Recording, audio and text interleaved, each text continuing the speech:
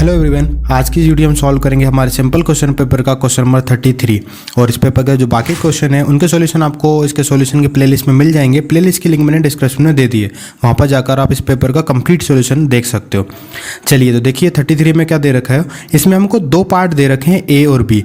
जो ए पार्ट है इसमें क्या बोला है, state and prove basic proportionality theorem, है ना। यानी कि आपने पढ़ भी रखी होगी, बीपीटी जिसको बोलते हैं या थेल्स थ्योरम जिसको बोलते हैं, वो आपको उसको स्टेट करना है, यानी उसकी स्टेटमेंट लिखनी है और उसको प्रूव करना है। तो देखिए बेसिक प्रोपोर्शनलिटी थ्योरम मैं पहले भी सॉल्व करवा चुका हूँ, हो सकेगा तो मैं उसकी लिंक आपको डिस्क्रिप्शन में दे दूंगा, ठीक है। बाकी तो जो चैप्टर नंबर 6 आपने किया होगा स्टार्टिंग में, पहली थ्योरम में तो आपको करवाई गई होगी, ठीक है। तो आप ये इसमें हम इस वीडियो में नहीं करेंगे, उसकी लिंक मैंने डिस्क्रिप्शन में दे दूंगा मैं, तो आप वहाँ से जाकर उस बेसिक प्रोपोर्शनलिटी थ्योरम को देख लेना, ठीक है। अब हम करेंगे जो इसका सेकंड पार्ट है। बाकी इसको करने से पहले मैं आपको एक बार समझा देता हूँ जो बीपीटी थ्योरम होती क्या है। देखिए इसमें होता क्या है कि कोई ट्रायंगल यदि होता है, मान लो ये ट्रायंगल है और इसका अगर पॉइंट हमने ए बी सी ले लिए, तो इसमें क्या, अगर ये वाली लाइन है, ठीक है, ये वाली लाइन है कि क्या होती है, पैरेलल होती है। तो ये जो साइड होती है, इसको अगर मैं डी और ई बोलूँ, तो ये जो साइड होती है इक्वल रेशियो में डिवाइड करती है। यदि D parallel to B C है तो क्या होता है, A D upon D B, है ना, और ए ई अपॉन ई सी होता है। ये होगा हमारा बीपीटी थ्योरम। क्लियर है, ठीक है। अब हम देखेंगे जो इसका पार्ट बी है, वो हम देखते हैं क्या दे रखा है इसमें। देखिए इन्होंने क्या बोल रहा है इसमें, in the given figure angle C E F equal to C F E, F is the mid point of D C, prove that A B upon B D equal to A E upon F D. तो देखिए इन्होंने बोला क्या है, C E F equal to C F E बोल रखा है यहाँ पे। तो देखिए इसमें क्या है, सी ई एफ कहाँ पे बन रहा है हमारा, सी ई एफ ये वाला एंगल, उसके बाद सी एफ ई ये वाला एंगल, ये दोनों आपको इक्वल टू दे रखे हैं। उसके बाद क्या बोला है, F is the mid point of D C, यानी कि जो डी सी है उसका जो एफ है वो क्या है, मिड पॉइंट दे रखा है। मिड पॉइंट है इसका मतलब क्या, ये दोनों साइड क्या होंगी, आपस में इक्वल हो जाएंगी, है ना। यानी कि डी एफ और सी एफ दोनों आपस में क्या रहेगा, इक्वल टू हो जाएगा, ठीक है। तो आपको प्रूव क्या करना है, A B upon B D, यानी कि A B upon B D ये वाली साइड, और A E upon F D, A E upon F D, ये लेके आना है, ठीक है। तो चलिए करते हैं इस क्वेश्चन को कैसे सॉल्व करेंगे हम। सबसे पहले हम क्या करेंगे, यहाँ से एक जो बी ई है, बी के पहले एक लाइन बनाएंगे, है ना। फॉर एग्जांपल मैंने यहाँ पे एक लाइन बना दी, ये हो गई हमारी बी के पैरेलल, इसको नाम देते थे, फॉर एग्जांपल मैंने पी नाम दे दिया इसको। तो हमने क्या बनाया, जो डी पी है वो बी के पैरेलल बना दी है, ठीक है। हमने क्या किया, यहाँ से जो बी पार्ट है इसमें क्या किया हमने, draw D P parallel to B के, ठीक है। ये हमने पैरेलल बनाया। तो देखो इससे होगा क्या, हम क्या करेंगे, जो ट्रायंगल ए बी ई है इसमें हम लगाएंगे बीपीटी, ठीक है। Now in triangle A B E by, इसमें हम यूज़ करेंगे बीपीटी या थेल्स थ्योरम भी आप लिख सकते हो यहाँ से, ठीक है। तो हमने पढ़ रखी बीपीटी क्या होती है। देखिए मैंने जैसे आपको यहाँ पे बताया था A D upon D B, लेकिन यदि आप देखोगे यहाँ पे A B upon B D दे रखा है, यानी बड़ी वाली साइड छोटी वाली साइड के रेशियो में दे रखी है। तो देखिए जरूरी नहीं कि हम क्या करें, A D upon D B लिखें, अगर हमको नीड है A B upon B D लिखने की तो हम लिख सकते हैं। देखिए वो होता क्या है, अगर आपको मैं समझाऊँ तो कैसे लिख सकते हैं। अगर यहाँ पे बीपीटी की बात करूँ तो मैं ऐसा लिखूँगा ई सी, ठीक है, A D upon D B और ए ई अपॉन ई सी। यदि मैं क्या करूँ, दोनों तरफ अगर 1 ऐड कर दूँ तो देखो डी बी इधर आके मल्टीप्लाई हो जाएगा, तो A D plus D B, A D plus D B क्या हो जाएगा, ए बी हो जाएगा, और नीचे डी बी का डी बी रहेगा, ठीक है। तो हम अगर बीपीटी का यूज़ करके A B upon D B भी लिख सकते हैं हमको, क्योंकि चाहिए भी यही। तो A B upon B D use करेंगे, हम A B upon B D लिखेंगे, ठीक है। तो हम यहाँ पे यूज़ करेंगे A B upon B D, है ना। क्यों लिख रहे हैं वो भी मैंने आपको यहाँ पे बता दिया है, ठीक है। तो A B upon B D हो गया, और इधर से क्या हो जाएगा, ए ई, है ना। जैसे अगर इसकी पूरी साइड लिए तो इसकी पूरी साइड लेना पड़ेगा, तो ए ई अपॉन में क्या हो जाएगा, इसको ई पी हम बोल देंगे, ठीक है। ये हो गया हमारा थेल्स थ्योरम से यहाँ से कंप्लीट। अब देखिए इससे हुआ क्या, हमको तो लाना है A B upon B D, तो इधर तो आ गया, इधर A E upon F D चाहिए, तो ए ई अपॉन ई पी आ रहा है, बस हमको इसको चेंज करना है, बस ये वाली चीज़। बाकी चीज़ तो हमारी ऑलरेडी आ चुकी हैं। तो देखो हम कैसे करेंगे, ई पी कौन सी वाली साइड है, ये वाली साइड है, और हमको लाना कौन सी है, ये वाली एफ डी साइड लेके आना है। देखो कैसे करेंगे, हम क्या करते हैं, अब ट्रायंगल लेते हैं हमारा। अगर आप देखोगे यहाँ से डी सी पी, ये भी एक ट्रायंगल बन रहा है जिसमें ये जो एफ ई है पैरेलल है डी पी के, है ना। ये पैरेलल लाइन बनाई रखी थी हमने, तो अगर ये पूरी पैरेलल है तो इतनी भी पैरेलल ही होगी। तो हम ट्रायंगल लेंगे यहाँ से सी डी पी, ठीक है। नाउ इन ट्रायंगल CDP हमने लिया, याद रखना। तो यहाँ पे क्या है, इसमें क्या है, AFE पैरेलल है DP के, AFE parallel to DP। So by BPT हम यहाँ पे भी यूज़ कर सकते हैं।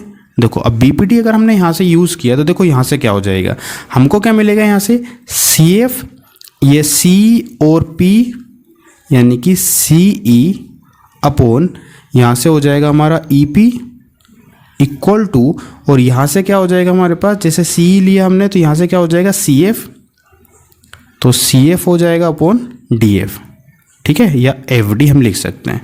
ठीक है, तो ये हो गया हमारे पास, ये हमने BPT यूज़ किया छोटे वाले ट्रायंगल में, है ना, CDP में। ठीक है, तो ये इसके पैरेलल है तो क्या हो जाएगा CE अपॉन EP और CF अपॉन FD। क्लियर है यहाँ तक। अब देखिए हमको क्या बोल रखा है वहाँ पे कि जो F है वो DC का क्या है, मिड पॉइंट है, मिड पॉइंट होगा, इसका मतलब ये दोनों साइड DF और CF क्या है, दोनों आपस में इक्वल है। क्लियर है ना, यानी कि ये जो साइड है हमारी वो क्या है, आपस में इक्वल हो जाएंगी। ठीक है, यानी कि हम यहाँ पे लिख सकते हैं ऐसा C अपॉन EP, और CF जो लिखा हुआ है FD की जगह पे मैं CF लिख सकता हूँ क्योंकि दोनों आपस में क्या है, इक्वल है। ठीक है, चाहे तो रीजन में हम यहाँ पे बता देंगे, because D is the mid point of किसका हो जाएगा, DC का हो जाएगा। क्लियर है यहाँ तक। तो ये तो आपस में क्या कैंसिल हो जाएंगे, यानी कि हमको मिल क्या जाएगा, C, ये EP इधर है, यहाँ पे 1 बचेगा, मल्टीप्लाई हो जाएगा तो यहाँ पे क्या हो जाएगा, EP हो जाएगा। तो C है ना, यानी C और जो EP है ये दोनों आपस में क्या आ गए, इक्वल, यानी कि ये वाली लेंथ भी आपस में क्या आ गई, इक्वल आ गई। क्लियर है यहाँ तक। ठीक है, अब थोड़ा सा देखिएगा एक स्टेप और, बाकी हमारा आंसर आप लगभग आ ही गए। अब देखिए हमको एक चीज़ और भी दे रखी थी यहाँ पे, हमको क्या दे रखा है यहाँ पे कि जो CEF है और जो CFE है वो आपस में क्या है, इक्वल है। मैंने आपको बताया था यहाँ पे ये जो दोनों एंगल इक्वल है। तो अब यहाँ से होगा क्या, वही चीज़ हम यहाँ से ले लेते हैं नाउ, है ना। हमको क्या गिवन है, एंगल CEF इक्वल टू किसके है, एंगल CFE के। ठीक है, देखिए एक बार और दिखा देता हूँ, CEF इक्वल टू CFE, यानी ये दोनों साइड एंगल क्या है, आपस में इक्वल हैं। तो इससे क्या होगा, ये दोनों साइडें भी क्या हो जाएंगी, आपस में इक्वल हो जाएंगी। हमने पढ़ रखा है ऐसा। ठीक है, किसी भी आइसोलेटेड एंगल में अगर ये दोनों एंगल इक्वल होते हैं, ये दोनों साइड भी इक्वल होती हैं, अगर साइडें इक्वल होती हैं तो एंगल भी इक्वल होते हैं। ठीक है, तो यहाँ से क्या हो जाएगा हमारे पास, जो यहाँ से CE है और क्या हो जाएगा यहाँ से CF। ठीक है, तो CEF है तो हम यहाँ से लिख सकते हैं CF, और हमारे पास CFE है तो हम यहाँ से क्या लिख सकते हैं, CE। ठीक है, यानी कि हम यहाँ पे लिख सकते हैं कि side opposite to equals angles are equal. ठीक है, हम लिख लेंगे आगे। ठीक है, तो यहाँ से ये दोनों भी क्या हो जाएंगे, इक्वल हो जाएंगे। अब देखिए हमने क्या क्या चीज़ प्रूव कर चुकी है। हमने C और जो CE है और EP है इनको इक्वल कर चुके हैं। ठीक है, ये हमने इसको चाहे तो इक्वेशन फर्स्ट मान लें। उसके बाद हमने CF और CF और C भी इक्वल कर चुके हैं, इसको चाहे तो हम सेकेंड इक्वेशन मान लेते हैं। क्लियर है। अब देखिए यहाँ से जो क्वेश्चन इक्वेशन जो हमारी फर्स्ट और सेकेंड है, इससे मिलेगा क्या हमको, देखो ये इसके इक्वल है, ठीक है, और ये इसके इक्वल है। ठीक है, तो ये वाले भी तो आपस में इक्वल है ना, चाहे तो हम उसको भी लिख ही लेते हैं, जैसे मैंने यहाँ पे लिख दिया है ना, एंड करके मैं यहाँ पे लिख ले रहा हूँ कि because D is the mid point of DC। तो यहाँ से क्या हो जाएगा, CF और FD क्या हो जाएंगे, आपस में इक्वल हो जाएंगे। इसको इक्वेशन हम थर्ड नाम दे देते हैं। तो देखिए हमने क्या किया, पहली वाली इक्वेशन में C और EP ये दोनों आपस में इक्वल हैं। दूसरी वाली इक्वेशन C, ये दोनों साइड इक्वल हमने इक्वल प्रूव कर दी, C और CF। और थर्ड वाले से CF और FD आपस में इक्वल कर दी। तो हम by equation first and second से देखेंगे, ये इसके इक्वल है, ये इसके इक्वल है और ये इसके इक्वल है, तो ये दोनों भी तो आपस में इक्वल होंगी ना। ठीक है, तो यहाँ पे हम लिख सकते हैं by equation first, second and third. तो इससे क्या हो जाएगा, ये जो मैंने आपको साइड बताई हमारी क्या, EP इक्वल टू हो जाएगा हमारा FD। क्लियर है यहाँ तक। जो EP है वो हमारे FD के इक्वल टू आ जाएगा। ठीक है ना, इसको हम ले लेते हैं फॉर एग्जांपल, मैंने इसको इक्वेशन A सपोज कर लिया। ठीक है, तो यहाँ से क्या हो जाएंगे, putting this value in equation A.